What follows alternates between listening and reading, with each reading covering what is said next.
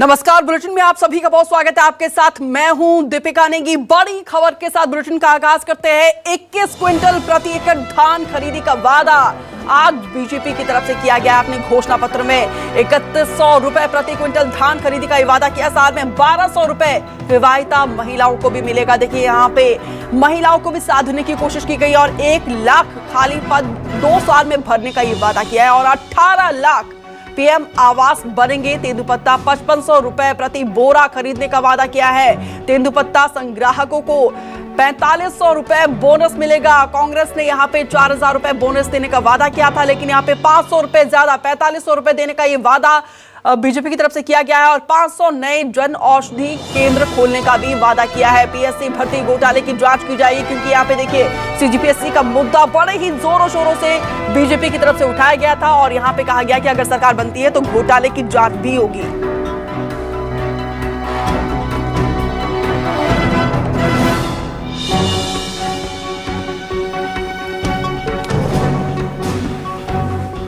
Kedar Gupta BJP की प्रवक्ता हमारे साथ जुड़े हुए हैं। केदार जी, आपका बहुत बहुत स्वागत है न्यूज़ 24 एमपीसीजी में। नमस्कार। केदार जी, फाइनली बीजेपी का ये घोषणा पत्र जारी हुआ है और इसमें हर एक वर्ग को साधने की कोशिश की गई है, लेकिन लगता नहीं है केदार जी कि टाइम कम बचा है, क्योंकि 7 तारीख को अभी 3 से 4 दिन बचे हुए हैं पहले फेज के चुनाव के लिए।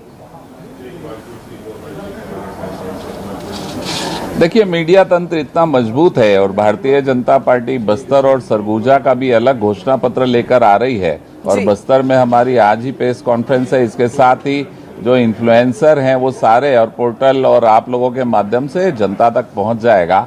भारतीय जनता पार्टी का आज का घोषणा पत्र किसानों को उन्नत करने के लिए, किसानों को समृद्ध बनाने के लिए है और 3100 रुपए में 21 क्विंटल धान की खरीदी का वादा, उसके साथ जो दूसरा बड़ा वादा किसान भाइयों के लिए कर रहे हैं हम, वो कि सुशासन दिवस माननीय अटल बिहारी वाजपेयी के जन्मदिन पर 25 दिसंबर को, ये जो आने वाला है अगले महीने 25 दिसंबर, 2 साल का 2 बार का जो बोनस बाकी है 2018-19 का, वो सारा पैसा किसान भाइयों को एक साथ एक दिन उनके खाते में ट्रांसफर कर दिया जाएगा, जो एक बड़ी उपलब्धि होगी। मेरा मानना है कि किसान भाइयों को जो कर्ज माफी एक कांग्रेस की सरकार करती है, ये उनके हक का पैसा, बोनस का पैसा हम 2 बार का एक साथ 25 दिसंबर को उनके खाते में ट्रांसफर करेंगे और 3100 रुपए में जो धान खरीदी हो रही है उसका पैसा भी एक मुश्त देंगे। महतारी योजना के लिए विवाहित महिलाओं के लिए 12,000 रुपए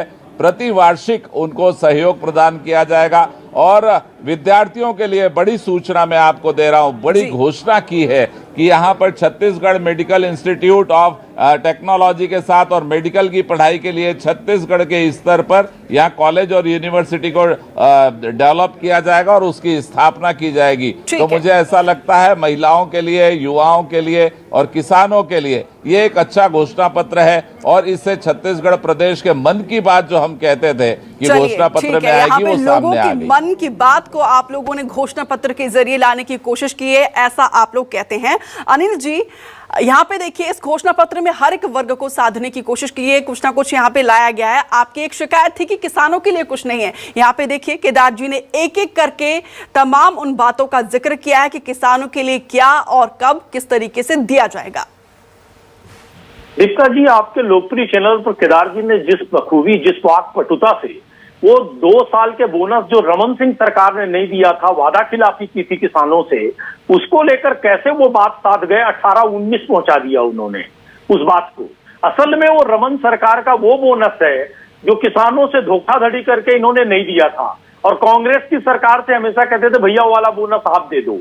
और हमारे मुख्यमंत्री जी ने प्रधानमंत्री को चिट्ठी लिखकर अनुमति भी मांगी थी कि आप 2 वर्ष का बोनस देने की हमें अनुमति दे दीजिए, हम दे देंगे।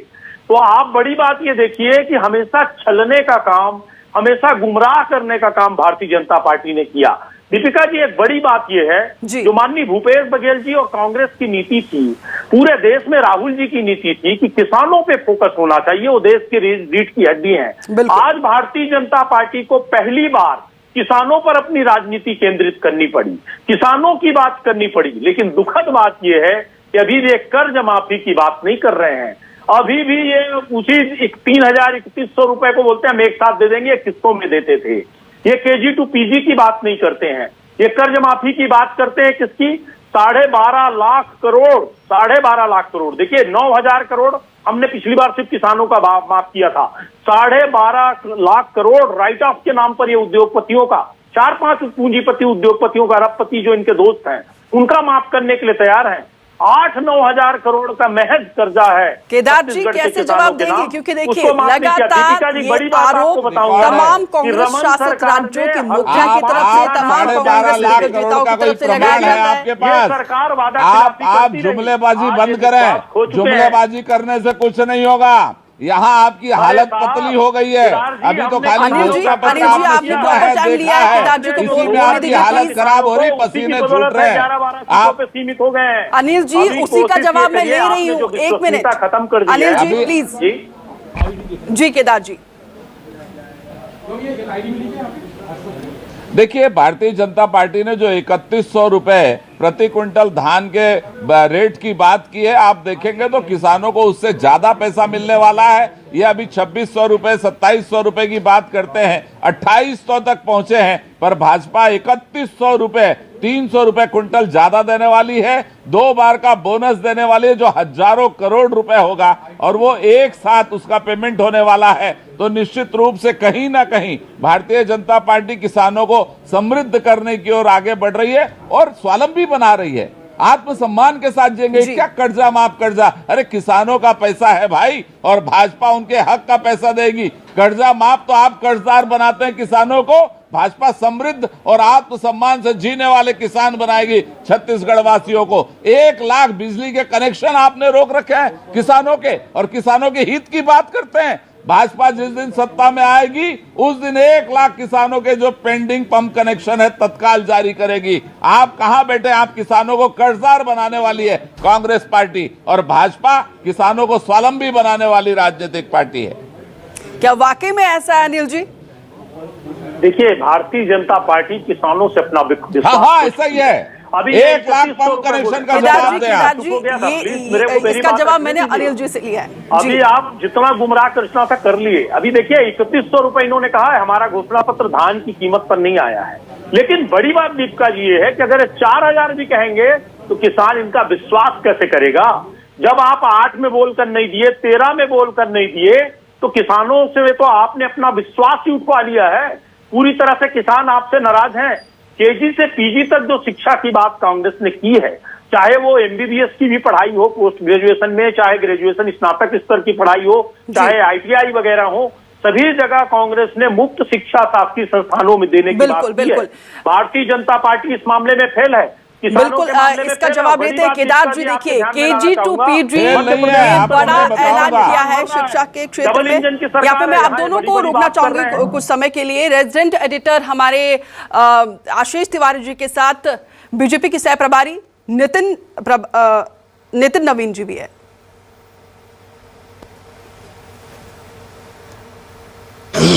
बीजेपी ने घोषणा पत्र जारी किया है। हमारे साथ बीजेपी के सह प्रभारी नितिन नवीन मौजूद हैं, उनसे हम बातचीत करते हैं। पहले तो रिएक्शन। भाजपा आवत है, यानी अब दिख गया कि छत्तीसगढ़ के आकांक्षाओं का, उसकी उम्मीद को पूरा करने वाली भाजपा ही उसको पर भरोसा है। और अब जनता में दिख रहा है कि अब न सही वो बदल के रही वो से भाजपा आवत है। ये पूरी प्रक्रिया पिछले 3 से 6 महीने में जो हुई है, कहीं ना कहीं दिख रहा है कि भाजपा के प्रति विश्वास है, भाजपा के सेवा और समर्पण पर छत्तीसगढ़ की जनता को विश्वास है। इसीलिए आज जो उनके मन की बात का घोषणा पत्र है, कहीं ना कहीं छत्तीसगढ़ के हर मजदूर के लिए, किसान के लिए, युवा के लिए, महिला के लिए, हर वर्ग के लिए, जो भूमिहीन लोग हैं उनके लिए भी, हर क्षेत्र के लिए, चाहे बस्तर के लिए अलग हो, सरगुजा के लिए हो, मैदानी इलाकों के लिए, यानी एक पूरी तरह से कंप्लीट जो पैकेज हो सकता है एक छत्तीसगढ़ के उम्मीदों का, उस पैकेज के तहत आया। और सबसे बड़ी बात, जो बड़े बड़े वादे करने 10 साल में मात्र 30-40 हज़ार करोड़ रुपया ही यहाँ पर दे पाए, जबकि नरेंद्र मोदी की सरकार 9 साल में लाखों करोड़ रुपया यहाँ के जनता के सेवा के लिए की है। एक बड़ा सवाल है कर्ज माफी का भी जिक्र होना था, इस तरीके की चर्चा होती रही। क्या चर्चा तो भूपेश की होती है, उनके बात की होती है, भाजपा के काम की होती है। भाजपा बात नहीं करती, काम करके दिखाती है, और यही भाजपा का ट्रैक रिकॉर्ड है कि हम 9 वर्षों में क्या किए, और उनके 10 साल की जो सरकारें रहीं और अभी जो एटीएम की सरकार चली, वो गरीब जनता का पैसा लेकर सोनिया राहुल के दरबार में सजाते रहे। और हम गरीब के लिए घर बनाते हैं, गरीब के लिए अनाज पहुंचाते हैं, गरीब के लिए फ्री वैक्सीन दिलाते हैं। यह है भाजपा का ट्रैक। धान का मुद्दा कांग्रेस का मुद्दा था, इसे बीजेपी ने छीन लिया, ये कहना चाहिए। देखिए, भाजपा एक मुद्दों पे काम नहीं करती। हम किसानों के साथ हैं और रहते हैं। हम किसानों के साथ रहने का दिखावा नहीं करते हैं। जब पहले भी जो मूल्य था उसका 80% राशि मोदी सरकार का था, उस पर अपना लेबल लगा के जो घूम रहे थे भूपेश, आज उनको चोट पड़ी है। रामलला को भी लिया है भाजपा घोषणा पत्र में छत्तीसगढ़। अरे रामलला तो हमारे दिल में रहते भैया, छत्तीसगढ़ तो उनका ननिहाल है, यहाँ से कैसे उनको निकाल लीजिएगा।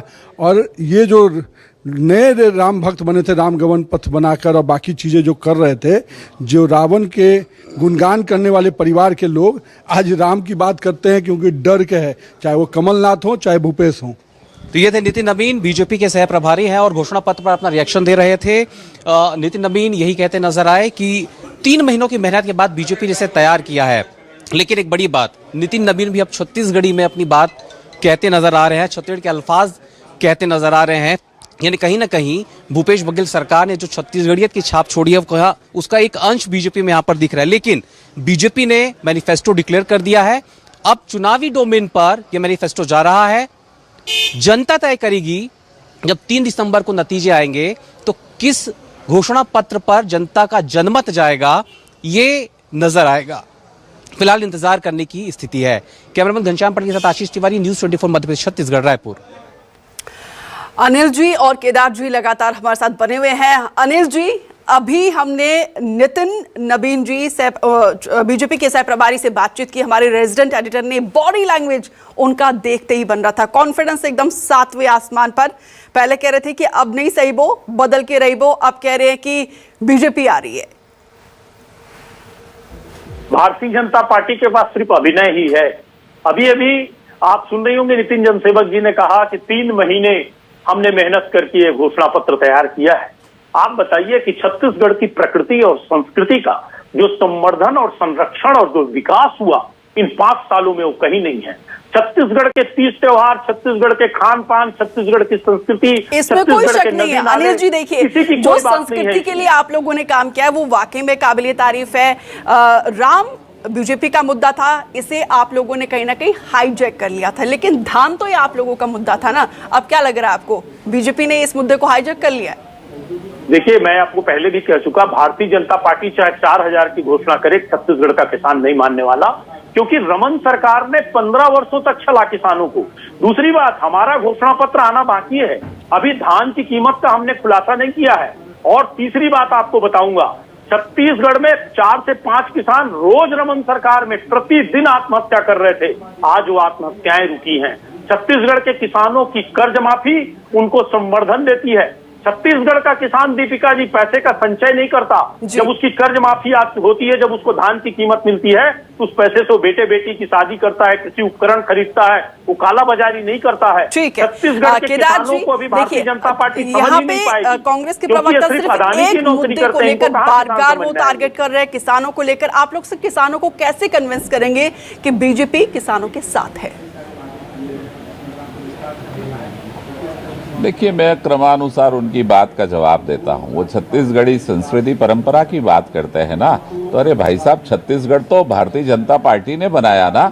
पंडित अटल बिहारी वाजपेयी ने घोषणा की और कितने दिलेरी के साथ की, कितने जिंदा दिली के साथ की। इसको आप जन्म बात सुन लीजिए अनिल जी, आप परेशान मत होइए, एक बात सुन लीजिए, मेरी बात सुन लीजिए। आप इतना डिस्टर्ब मत होइए, आप इतना डिस्टर्ब हो रहे हैं ना। अभी घोषणा पत्र आया, उसी से परेशान हो गए।